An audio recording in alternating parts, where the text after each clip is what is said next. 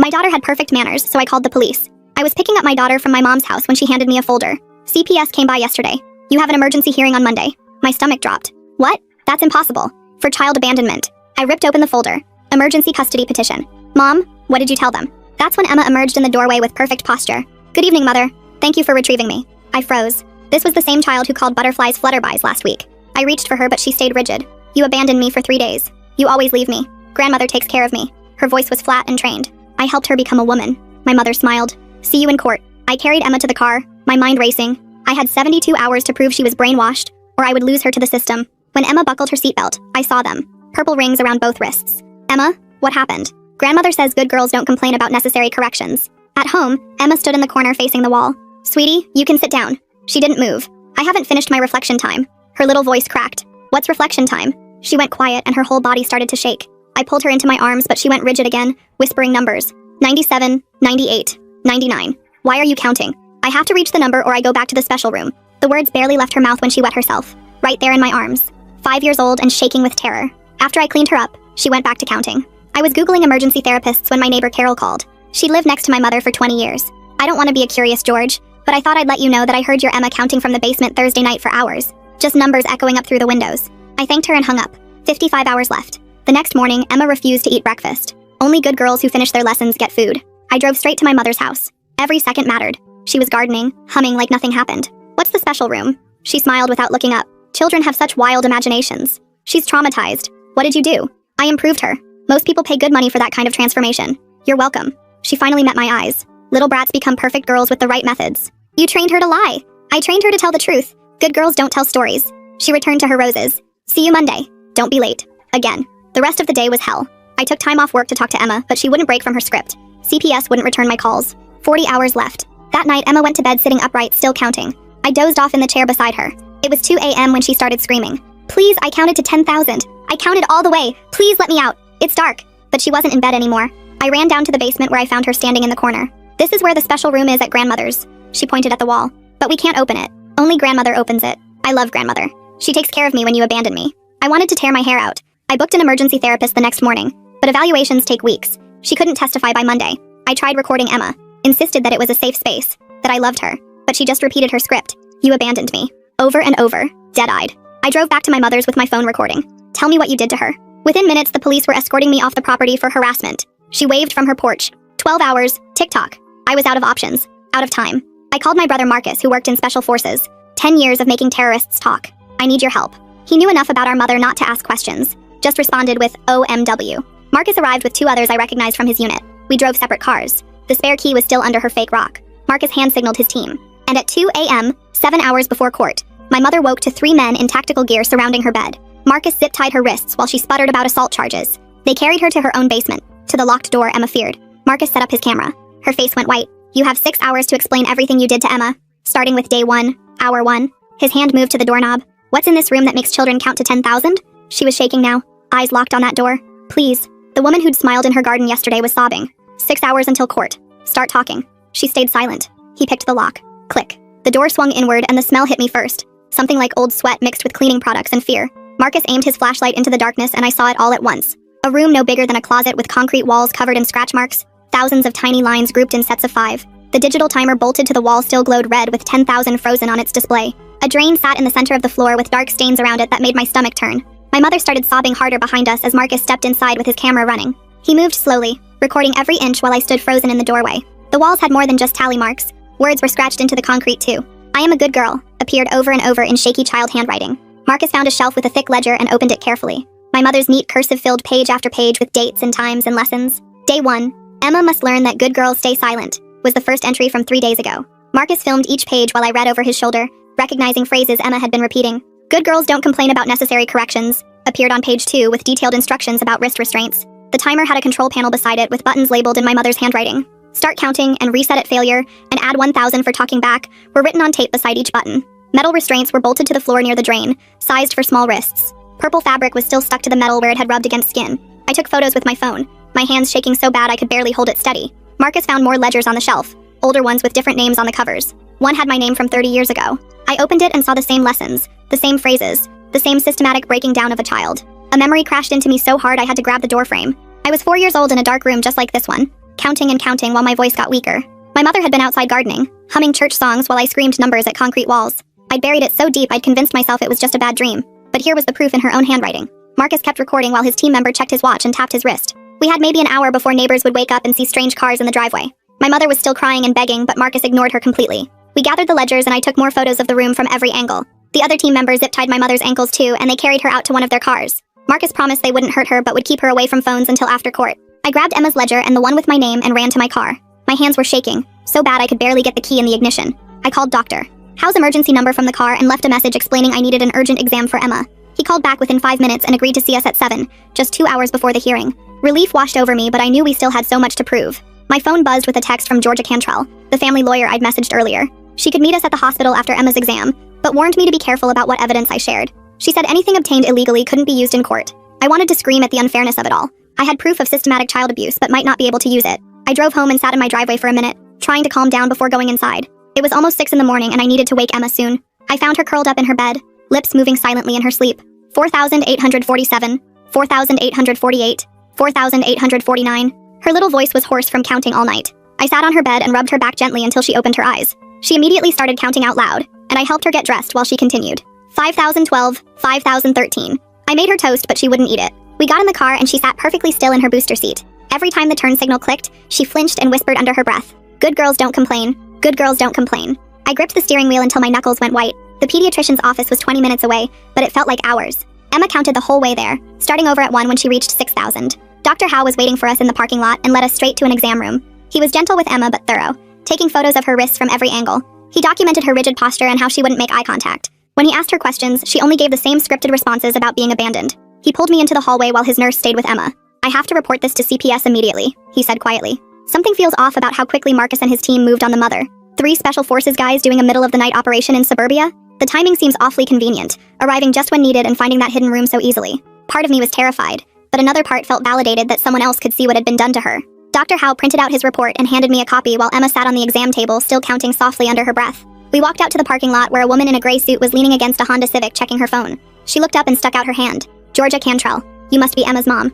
I nodded and shook her hand while Emma stood rigid beside me. Georgia glanced at the medical report I was holding and asked if she could see it. She scanned it quickly, her eyes moving fast over the pages. "We have about 90 minutes before court. We need to build a defense that focuses only on what we can legally prove." She looked at Emma, who was staring at the ground and counting. "No mention of anything that happened last night. Nothing about how you discovered what you discovered. We work with what we have."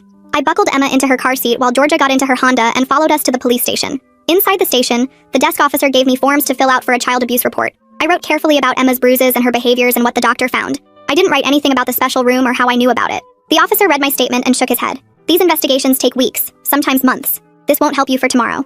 Georgia stood beside me and nodded like she expected this. We walked back to the parking lot where Georgia pulled me aside near her car. "Listen, I know you have video evidence. I can see it on your face. But we can't use it. Anything obtained through breaking and entering is inadmissible." She saw my face fall. "We have Emma's behaviors, the medical evidence, and we'll get witness testimony. That has to be enough." She pulled out her phone and made a call to the Child Advocacy Center. They had an opening for a forensic interview at 3 o'clock. Georgia warned me it probably wouldn't be done in time for the morning hearing, but we had to try. The system moved slow, but every piece of evidence mattered. I drove to Carol's house with Georgia following.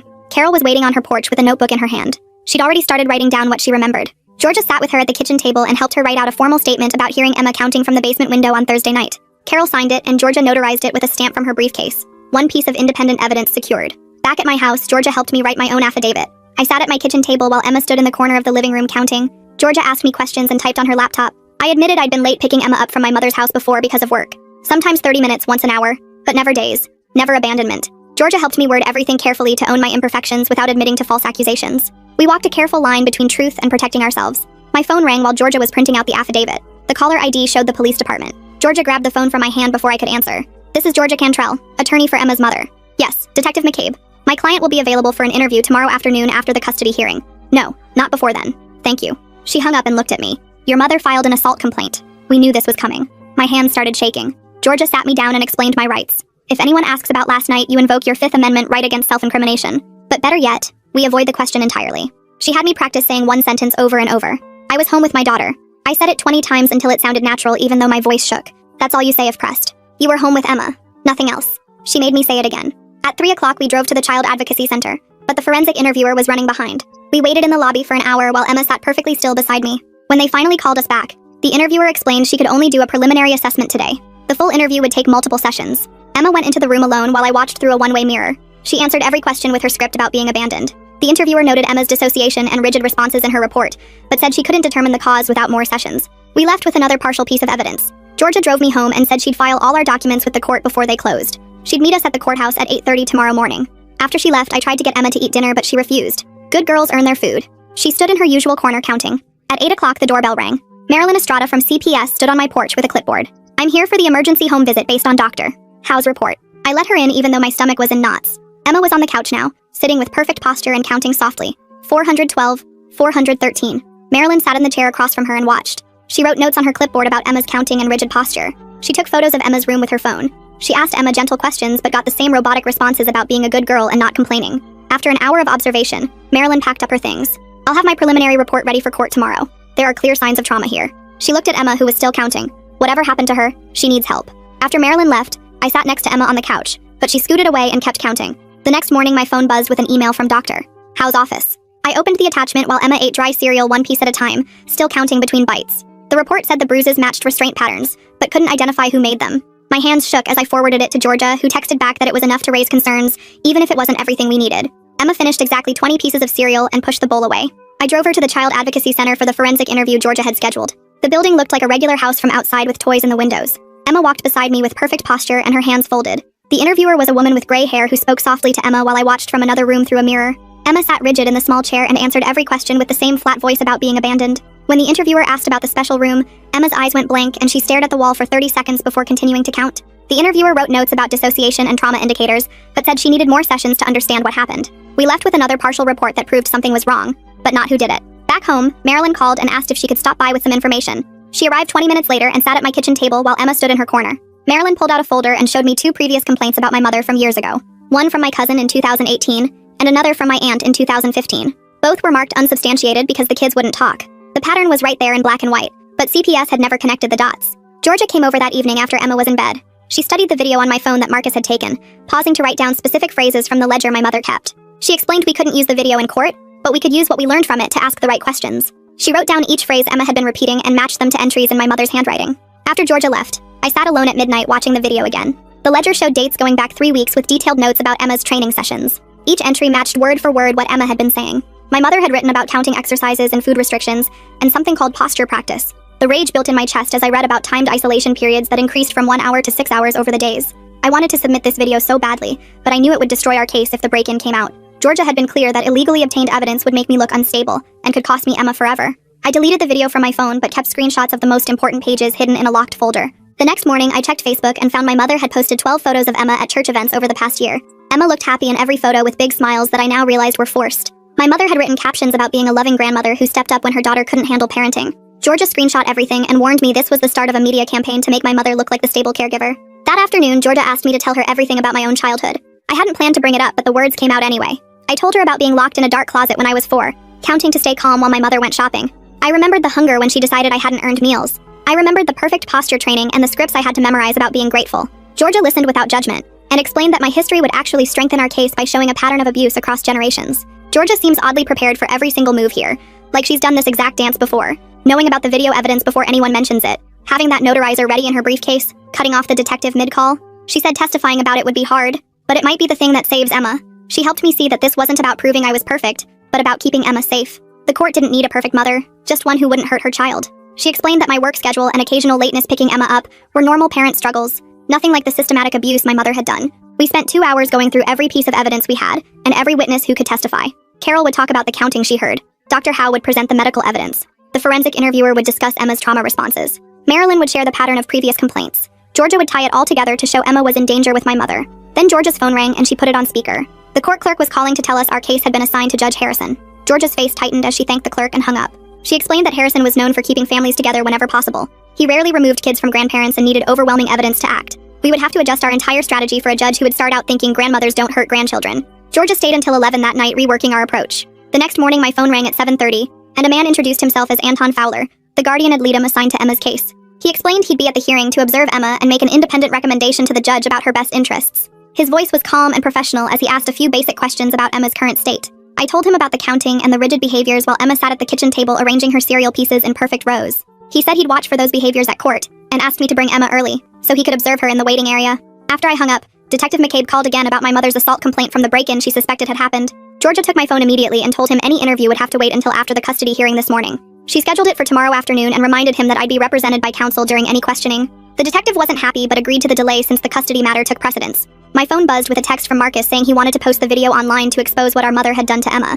I typed back immediately that absolutely not. We couldn't risk anything that might jeopardize the custody case. He sent 3 more messages arguing that people needed to know what she was capable of doing to children. I called him and told him to delete the video from all his devices right now. He finally agreed, but I could hear the frustration in his voice as he promised to stay quiet until after court. Georgia picked us up at 8:15 and drove us to the courthouse in her car since she wanted to review strategy on the way. Emma sat in the back seat counting softly while we went over the evidence one more time. When we arrived at the courthouse, Emma's counting suddenly sped up as we rode the escalator, and its mechanical rhythm matched her numbers. The metal steps clicked in time with her voice as she hit 200, then 300, going faster and faster. I quickly guided her to a quiet corner near the water fountain and pulled up a white noise app on my phone. The steady static sound broke the pattern, and Emma's counting slowed as she focused on the new sound instead. I remembered what Dr. Howe had suggested about grounding techniques, and started having Emma name things she could see in the hallway. She pointed at a painting, then a bench, then a plant, and her counting dropped from the thousands down to 98, 97, 96. Anton Fowler appeared beside us, and I saw him writing notes about Emma's behavior and my response to it. He gave me a small nod when Emma's counting dropped below 50, and seemed to calm down slightly. Georgia rushed to the clerk's office with our emergency exhibits just 8 minutes before our hearing time. She handed over the medical photos of Emma's wrists, Carol's signed statement about the counting, and the preliminary notes from CPS. The clerk stamped each document and added them to our file while Georgia watched to make sure everything was properly recorded. She came back looking relieved that we'd gotten our evidence submitted in time for the judge to review it. In the hallway outside the courtroom, a woman with 2 young kids were trying to keep them occupied with coloring books. One of the children asked Emma if she wanted to color too and held out a crayon toward her. Emma stood perfectly straight and said, "Good girls don't play with toys during important times," in that flat voice. The little boy looked confused and his mother pulled him back while Anton wrote more notes about Emma's response. He asked Emma what she meant by good girls, and she just repeated the phrase 3 more times without any emotion. The bailiff called our case number and we filed into the courtroom where my mother already sat with her lawyer at the other table. Judge Harrison entered and immediately laid out the rules for today's emergency hearing about immediate safety and temporary custody only. He said we weren't here to litigate the full case, but only to determine where Emma should stay while the investigation continued. My mother sat across the courtroom with perfect posture and a small smile while her lawyer organized papers on their table. Marilyn Estrada took the stand first as the CPS investigator who had done the emergency home visit 2 nights ago. She described finding Emma counting continuously in the corner of my living room and her rigid obedience to invisible rules. She testified about Emma's scripted phrases and flat emotional responses that suggested coaching or conditioning had occurred. She told the judge she was recommending continued investigation with immediate safety measures to protect Emma from further psychological harm. Her professional opinion was that Emma showed clear signs of trauma that needed immediate intervention regardless of the source. Dr. Howe came to the stand next, carrying a folder with the photos he'd taken of Emma's wrists during the examination. He showed the judge the purple bruising patterns and explained they were consistent with restraint marks from something like zip ties or rope. He described Emma's fear response when offered food and her insistence that only good girls who finished lessons could eat. He testified about her rigid posture and reluctance to sit even when invited to do so during the exam. He explained that in his medical opinion, Emma had experienced systematic conditioning that created specific behavioral responses to normal situations. The judge studied the photos carefully and asked Dr. Howe if he could determine who had caused these injuries. Dr. Howe said he couldn't identify a specific person, but the injuries were definitely inflicted rather than accidental. He added that Emma's psychological symptoms suggested prolonged exposure to whatever conditioning methods had been used on her. The forensic interviewer from the Child Advocacy Center took the stand next and opened her folder while adjusting her glasses. She described meeting Emma just yesterday afternoon and watching her count to 300 before even acknowledging anyone was in the room. She showed the judge her notes about Emma's flat voice when repeating phrases about being a good girl who doesn't complain. She explained how Emma went completely still when asked about the special room, her eyes going blank like she wasn't even there anymore. The interviewer said this kind of shutting down happens when kids experience something their minds can't handle. She testified that Emma showed clear signs of being coached to say specific things, but couldn't identify who did the coaching. She pointed to her report where she'd written that Emma displayed multiple trauma indicators, including rigid body language and scripted responses. The judge made notes while she explained that psychological harm had definitely occurred based on Emma's behaviors. Georgia handed the clerk Carol's written statement to be read into the record next. The clerk read Carol's words about living next to my mother's house for 20 years, and hearing Emma counting from the basement window last Thursday night. Carol had written that the counting went on for at least 3 hours, just numbers echoing up through the windows in Emma's little voice. She described hearing the numbers reach into the thousands, and wondering if she should call someone but not knowing what to say. The judge's face changed slightly when the clerk read the part about the counting coming from the basement specifically. His pen stopped moving and he looked up from his notes for the first time since the hearing started. My mother's lawyer stood up and straightened his tie before presenting their side of the story. He pulled out work records showing all the times I'd been late picking Emma up from my mother's house. He showed the judge my time cards from the restaurant where I worked double shifts most weekends. He read statements from people at my mother's church talking about what a wonderful woman she was with children. The church ladies had written about her patience and dedication to raising kids with proper manners and respect. He argued that I was an unstable parent who prioritized work over my daughter and relied on my elderly mother for free childcare. He suggested that Emma's behaviors were just a child's imagination running wild after being coached by me to lie about her loving grandmother. He showed photos of Emma at church events looking clean and well-dressed beside my mother. Carol's statement places Emma counting in the basement for hours, which makes me wonder why my mother would have Emma down there at all. The church photos showing Emma, clean and well-dressed, feel carefully staged when compared to how she acts now with all this rigid behavior and counting. Georgia called me to the stand, and my legs felt weak as I walked to the witness chair. I raised my right hand and swore to tell the truth while Emma sat in the back row still counting under her breath. Georgia asked me about my work schedule, and I admitted that yes, I worked long hours to keep a roof over our heads. I explained that being a single mom meant making hard choices, but I'd never abandoned Emma for days like my mother claimed. I described finding Emma with bruises on her wrists and her terror about the special room. I told the judge about Emma wetting herself from fear and refusing to eat unless she was a good girl. My voice shook, but I kept going, explaining how she stood in corners for hours doing something called reflection time. I described her counting to 10,000 and the way she went rigid when I tried to hug her. The opposing lawyer stood up for cross-examination and immediately brought up my visit to my mother's house.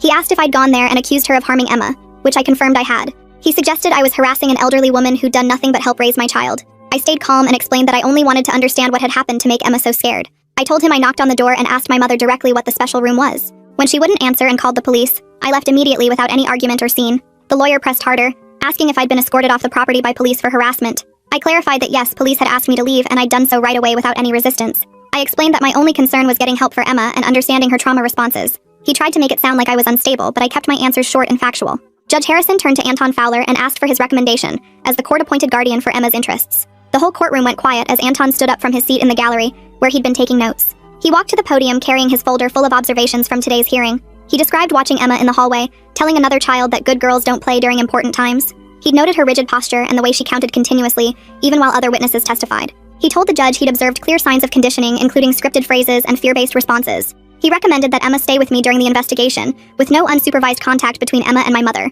He explained that removing Emma from my care would cause additional trauma given her current psychological state. He emphasized that Emma needed stability and therapeutic intervention, not more disruption to her life. The judge looked at both tables and then at Emma still sitting in the back row with perfect posture. He said he had serious concerns about both households, but Emma's immediate safety had to come first. He noted that this was only a temporary decision while the full investigation continued over the coming weeks. He ordered that I would maintain temporary custody with strict conditions including therapy for Emma and cooperation with CPS. He suspended my mother's visitation rights completely pending the investigation's outcome except for supervised visits at a neutral location if recommended by Emma's therapist. He scheduled a review hearing in 30 days to assess Emma's progress and review the investigation findings. Relief flooded through my body, but I knew this was just the beginning of a long fight ahead. Judge Harrison started listing the conditions while I held Emma's hand tighter. He ordered immediate therapy starting this week with a court-approved child psychologist specializing in trauma cases. CPS would create a safety plan for our home within 48 hours with specific guidelines we had to follow. The review hearing got scheduled for 30 days out to check Emma's progress and reassess the situation. He made it clear this was temporary custody only, and any violation of his orders would result in immediate removal of Emma from my care. The court clerk typed everything while Emma kept counting under her breath, now up to 300 and climbing. Judge Harrison signed the order and the bailiff handed copies to both lawyers before calling the next case. We walked out of the courtroom into the hallway where my mother stood by the elevator with her lawyer. She blocked our path and announced loud enough for everyone to hear that she'd be filing a defamation lawsuit against me for the lies I'd told in court. Her lawyer pulled out his phone and started recording while she accused me of breaking into her house and terrorizing an elderly woman in the middle of the night. Georgia grabbed my arm and steered me toward the stairs, whispering that we expected this and to keep walking without responding. Emma pressed against my leg, still counting, now at 400. My mother followed us down the stairs shouting about assault charges and how Marcus would pay for what he'd done to her. Georgia kept pushing me forward through the lobby and out the front doors where the sunlight hit us hard after the dark courtroom. My car was parked 3 blocks away, and Georgia walked with us the whole way, while my mother's threats echoed behind us. Once Emma was buckled in her car seat, Georgia leaned through my window and told me Detective Wilson McCabe from the police department would need to interview me about my mother's complaint. She'd already scheduled it for tomorrow afternoon at 2 and insisted she'd be there for every single question. Her firm had dealt with McCabe before on false accusation cases, and she knew exactly how to handle his interrogation tactics. She reminded me not to discuss anything with anyone except her before tomorrow's interview, especially not with Marcus or anyone else who might have been involved in whatever happened that night. Emma fell asleep on the drive home, her lips still moving with silent numbers even in her sleep. The next afternoon, I sat in the police station interview room with Georgia beside me, while Detective McCabe set up his recording equipment. He was younger than I expected, with careful eyes that watched everything I did from how I sat to where I placed my hands on the table. He started with basic questions about my relationship with my mother and how often Emma stayed at her house for childcare. I explained that my work schedule sometimes required my mother to pick Emma up from the school and keep her until I got off late. He asked about the custody hearing and what led to the emergency petition being filed against me. I told him about discovering Emma's condition when I picked her up and my concerns about her behavior changes. He pressed for details about the night before the hearing, asking where I was and what I did between midnight and 6 a.m. Georgia touched my arm and I simply stated I was home with my daughter preparing for court the next morning. McCabe showed me photos of my mother's wrists with red marks and asked if I knew how she got those injuries. I said I had no knowledge of any injuries to my mother and remained focused on Emma's safety throughout our conversation. He tried different angles for an hour, asking about Marcus and whether I'd asked anyone to help me with my custody situation. Georgia interrupted several times to redirect the questions back to relevant matters only. When McCabe finally turned off the recorder, He said the investigation would continue, and charges might be filed depending on what evidence they gathered. Georgia thanked him professionally, and we left without another word between us. 2 days later, Marilyn Estrada knocked on my door with a clipboard and a measuring tape for the CPS safety evaluation. She walked through every room taking notes about potential hazards and asking about our daily routines. In the kitchen, she opened every cabinet and removed all the timers, including the microwave timer and the one on the stove. She explained that anything that could trigger Emma's counting response needed to be eliminated from her environment during recovery. She helped me establish new meal routines that didn't involve rigid schedules or rules about finishing food before getting more. Emma watched from the doorway, standing perfectly still with her hands at her sides like a tiny soldier. Marilyn knelt down to Emma's level and told her it was okay to stop counting whenever she wanted without asking permission first. Emma's eyes went wide, but she didn't move or respond, just started counting louder from 800-something. Marilyn made more notes and gave me a printed schedule of required therapy appointments and home visits for the next month. She said Emma's recovery would take time, but the removal of triggers was an important first step. After she left, I found Emma in her room arranging her stuffed animals in perfect rows while counting each one multiple times. 3 days later, we had our first appointment with Jillian Novak, the trauma specialist the court assigned to Emma's case. Her office had soft colors and toys everywhere with no clocks or timers visible anywhere. Emma sat on the floor near my chair for the first 20 minutes just counting while Jillian quietly played with blocks nearby without pushing Emma to join. Then Emma reached for one block and placed it on top of Jillian's tower before pulling her hand back fast. Jillian kept building without making a big deal about it, and Emma added another block a few minutes later. By the end of the session, Emma had played for almost 10 full minutes before returning to her counting. Jillian told me this was actually excellent progress for a first session, and she was optimistic about Emma's ability to recover with consistent therapy. That night, Emma woke up screaming at 2 a.m. again, but this time she only counted to 30 before falling back asleep in my arms. The next 3 nights showed similar improvement with the counting episodes getting shorter each time, though she still woke up scared and sweating. Why did McCabe focus so hard on where I was between midnight and 6 a.m. when nobody's mentioned anything happening during those exact hours? His questions about Marcus helping with the custody situation feel oddly specific too, like he already knows something we haven't heard about yet. I sat with her every single night, not saying much, just being there while she worked through whatever memories haunted her sleep. Some nights were worse than others, but the overall trend was slowly improving from thousands down to hundreds, and now sometimes just dozens. My boss called me into his office the following Monday to discuss my recent absences and late arrivals due to Emma's appointments. I explained the situation and asked about modifying my schedule to accommodate therapy twice a week plus other appointments. He offered me a part-time position with flexible hours, but it meant a 40% pay cut from my current salary. I accepted immediately because Emma's recovery mattered more than money, and I could figure out the finances later somehow. The new schedule let me pick Emma up from the school myself every day and be there for all her appointments without the stress of racing from work. Anton Fowler called that evening to check on Emma's progress since the hearing 2 weeks ago. He'd been reviewing the therapy reports from Jillian and noted improvements in Emma's play engagement and reduction in counting duration. He said Emma still showed concerning scripted behaviors and rigid responses that would take months or maybe years to fully address. He was encouraged by the progress, but wanted me to understand this was a marathon, not a sprint for Emma's healing. He reminded me about the review hearing in 2 more weeks, and said he'd be recommending continued custody with me based on current observations. The relief I felt was mixed with exhaustion from the constant vigilance Emma's care required now. Georgia called the next morning with news that made my stomach drop even though we'd expected it. Detective McCabe had informed her that the prosecutor was considering assault charges against Marcus for the suspected break-in at my mother's house. She was working to separate my legal situation from my brother's, since I hadn't been charged with anything yet. The guilt hit me hard, knowing Marcus might face serious consequences for helping me save Emma from that basement room. Georgia said she'd already connected Marcus with a defense attorney who specialized in military personnel cases, and they were building a strong defense. She reminded me that Marcus made his own choice to help, and I needed to focus on Emma, rather than blame myself for his situation. 2 days later, Marilyn showed up with a thick folder and spent 3 hours going through every room in our house, checking locks on cabinets, looking for timers or anything that might trigger Emma's counting, and writing pages of notes about what needed to change. She made me remove the kitchen timer, the alarm clock from Emma's room, and even the microwave beep had to be disabled because Emma would freeze and start whispering numbers whenever she heard any kind of timer sound. Marilyn wrote down rules about meal times, saying Emma could eat whenever she wanted without having to finish everything, and bedtime couldn't have any rigid structure that reminded her of grandmother's lessons. The safety plan filled 12 pages with specific conditions that had to be met before my mother could even be considered for supervised visits at a neutral location with a social worker present, though Marilyn said privately she doubted that would happen for at least a year given what they'd documented. Georgia helped me file for the protective order that same week, and we sat in the courthouse waiting room for 2 hours before the judge called us in, looked at the custody case findings and the photos of Emma's wrists, and signed the temporary order without asking many questions. The paper felt thin in my hands, but Georgia said it meant my mother couldn't come within 500 feet of us or contact us in any way, and if she tried, the police would arrest her immediately. During Emma's 4th therapy session, Jillian pulled me aside afterward and showed me a list she'd been making of specific phrases that triggered Emma's robotic responses, things like "good girls" or "finish your lessons," that would make Emma go rigid and start her scripted answers.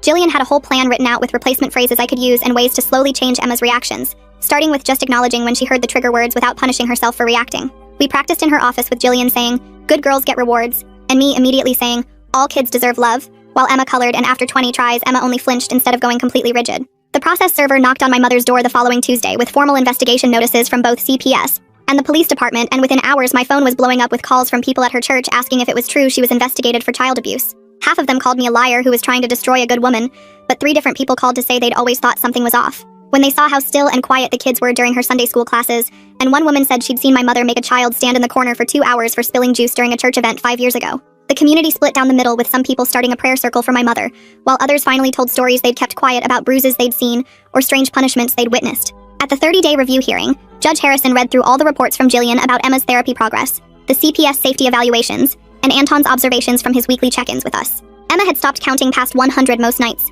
and could eat meals without asking permission first, though she still went rigid when she heard certain phrases, and had nightmares that made her wet the bed at least twice a week. The judge kept all the protective orders in place, said he was encouraged by Emma's progress, but concerned about the ongoing trauma responses, and scheduled the next review for 3 months out, instead of the usual monthly check-ins, because he said the pace of recovery couldn't be rushed. That night, I went through my phone and deleted my mother's number, blocked her on every social media platform, and even removed her from my emergency contacts at work and Emma's school. The urge to check what she was posting or saying about me was strong, but every time I started to type her name in a search bar, I forced myself to stop and go check on Emma instead, making snacks or reading stories or just sitting with her while she played with her toys. 2 weeks later, Emma brought me a picture she'd drawn at the school of our house with flowers in the yard and a big sun in the sky.